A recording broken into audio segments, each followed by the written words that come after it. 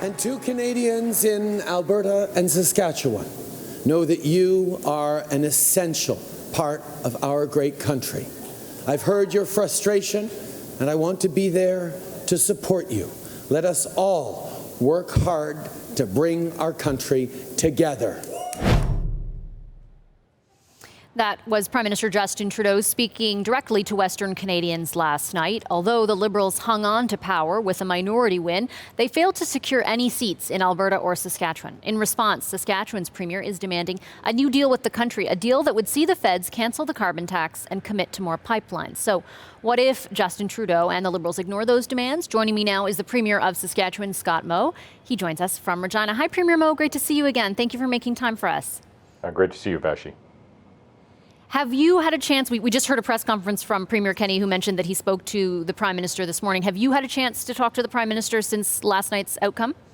Yes, I did. I had the opportunity to speak with him this morning. And what was that conversation like? We had a good conversation. I had explained to him the terms of the new deal. I had explained to him the sentiments of the people in this province are very real on the ground. We saw a clean sweep without any of this minority government's representation in the province of Saskatchewan. And I indicated to him that we need to change our relationship between the province and the federal government, and ultimately the federal government needs to change some of the policy direction that they have introduced over the course of the last number of years if we are truly to move forward in collaboration. If he's truly listened to the frustration and wants to support the people of Saskatchewan, these are the changes that need to be made. And what was his response? His response is we are going to sit down and have a further discussion in the near future. Listen, the policy direction that has come from this government over the course of the last years has manifested itself on the ground with families, hardworking families across this province, and we saw the results of those policy directions in Saskatchewan last night. I want to drill down on some of the asks or some of the demands that you issued today for the newly formed Liberal minority government. Among them, and you mentioned it, you want them to cancel the federal carbon tax. I'm wondering, though, as someone who has to make political calculations day in and day out, obviously, eventually you'll be up for re-election as well, how you anticipate, how movable you anticipate the federal government's position will be when it's not just that they won the most seats, but 2/3 of voters essentially voted for parties that not only support basically the plan that's in place, but also want it to become more aggressive. Right. We have always said that this is an area of provincial jurisdiction. We have always said that provinces should be able to move forward with a carbon tax if they choose, but they should be able to move forward with other opportunities as well to ultimately reduce emissions and enhance sequestration. We have always said provinces should be able to choose the method that they feel is most effective in their jurisdiction. In Saskatchewan, it most certainly is not a carbon tax. We've always said that. There are other opportunities in Saskatchewan to address climate change. And that is what we are asking for here today, is to respect the province's right, respect the last pan-Canadian climate change framework that was signed, which was the Vancouver Declaration. It was signed by all of the provincial and territorial leaders as well as the federal government, and we would ask to abide by the terms of that agreement.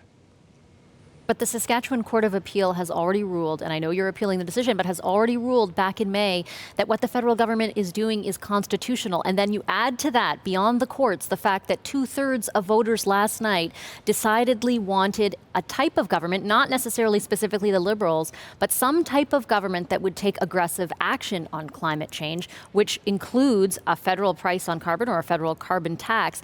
Is there, again, how movable do you anticipate the federal government's position to be?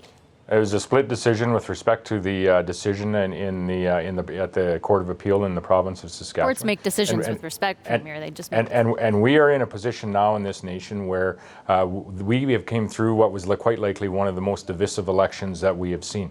We have not only in Saskatchewan and Alberta no representation in this minority government. We have a separatist party on the rise in Quebec. This is due to the policy decisions that have been made by this government over the course of the last 4 years, and it's time for us to have a very serious conversation and time for this federal government to change their direction, if you will, to engage with all Canadians and realize that they are the government and the Prime Minister for all of the people of the nation. That most certainly has not resonated over the course of the last few years, and we're seeing that in the results of this election. We have divisions not just in Saskatchewan, but in other areas of the nation. Let me ask you, beyond the list that you supplied today, there was a lot of conversation about the form that this government will take moving forward, and exactly what you hit on there, the fact that there is no Liberal representation, actually all the way from Winnipeg to Vancouver. What happens around the cabinet table? Do you think that the way in which government proceeds and the cabinet that is picked should have representation in some way, in some fashion, from Western Canada? Do you want to see that? Well, I would hope that the Prime Minister, the Cabinet, the MPs are concerned with the results that they have manifested here in this nation last night. We have a separatist party on the rise, no representation throughout the Prairie provinces. And as they choose their Cabinet, as they choose to engage, they need to chart a different course. I have said numerous times that our nation is at a crossroads this election, and most certainly I think I was correct if you look at the results of this election. So the engagement with provinces needs to be much more fulsome. The Prime Minister himself has indicated that this is the direction he will take last night. He has heard the frustration of the people in Saskatchewan, Alberta. He supports them. I've given him an opportunity here this morning, some direction on exactly how he can move forward in supporting the people of Saskatchewan, cancel the carbon tax, restructure the equalization formula so it's fair for all provinces, and ensure that we're able to get our goods to market so that we can continue to create wealth in our communities, in our province, and ultimately for the betterment of the nation of Canada. You called yourself a frustrated federalist earlier today. Do you feel a responsibility as Premier in this federation not to stoke separatist sentiment?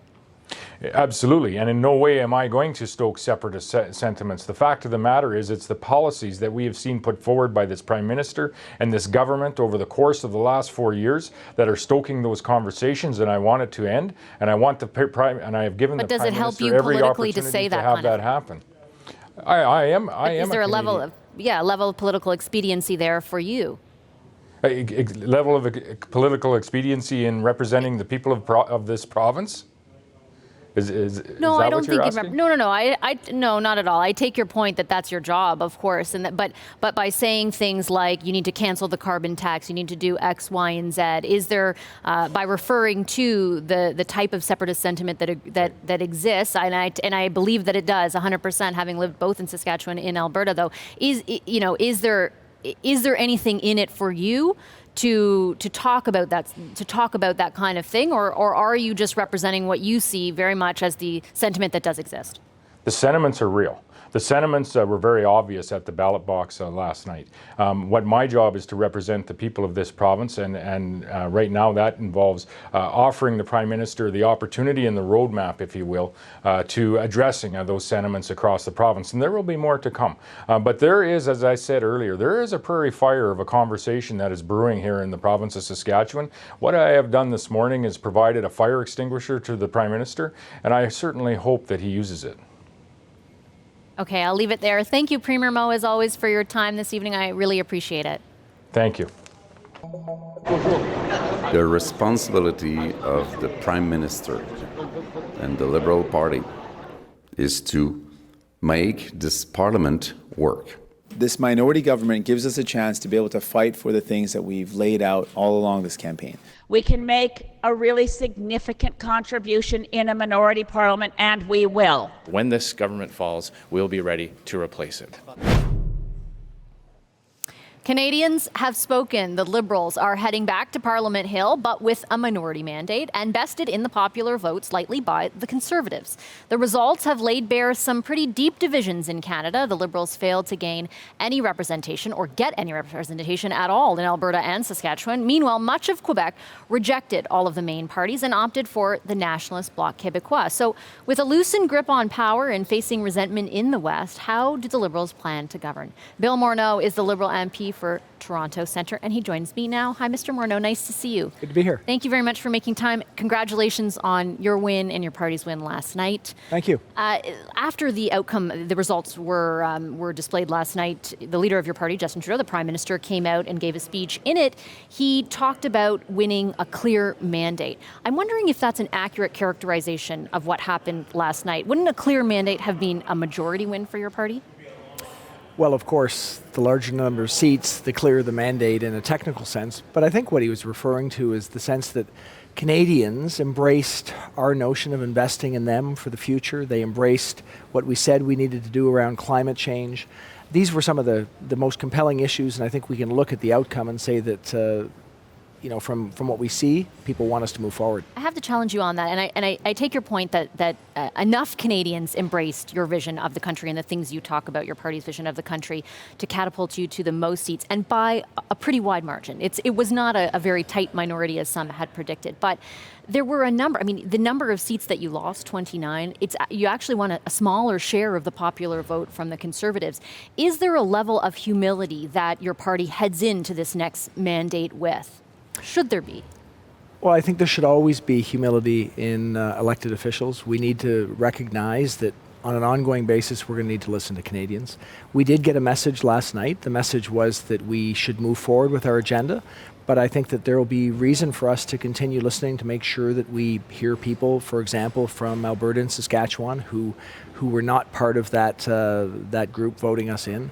And that's part of our intent. We're also going to need to make sure that we seek a consensus on policies. But we do think we have some things that are important for us to move forward on. How problematic is it that between Winnipeg and Vancouver, there is not a single Liberal MP elected? I think what it means is we are going to need to work hard to make sure that we reach out to people, especially in those places that aren't represented. I will tell you from my perspective, it's important that I hear from people in Toronto Centre, and like that, it's important that we hear from people across the country. So it does reflect on how we need to comport ourselves in the next Parliament, and that will include ongoing outreach, listening, trying to understand different perspectives, and incorporating those perspectives into our policy. What does that outreach mean in a sort of tangible sense? Does it, for example, mean that when cabinet is formed, there's going to need to be some way to acknowledge that lack of representation vis-a-vis a senator or someone who isn't elected? Like, will there be someone at the cabinet table who will speak on behalf of Alberta and Saskatchewan, for example? We're not that far into our transition planning, so I can't really answer that question directly. What would you like to see? What I would like to see, and I think what all Canadians will want to see happen, is that we systematically go out and make sure we're listening to citizen groups in Saskatchewan, Alberta, so we're hearing what's going on the ground. There'll need to be somebody who's talking to business groups, who understands the perspective of the different industries in those provinces. Obviously, in my previous role as finance minister, that was important. I think that will even be heightened in its importance because they won't have someone locally to speak to.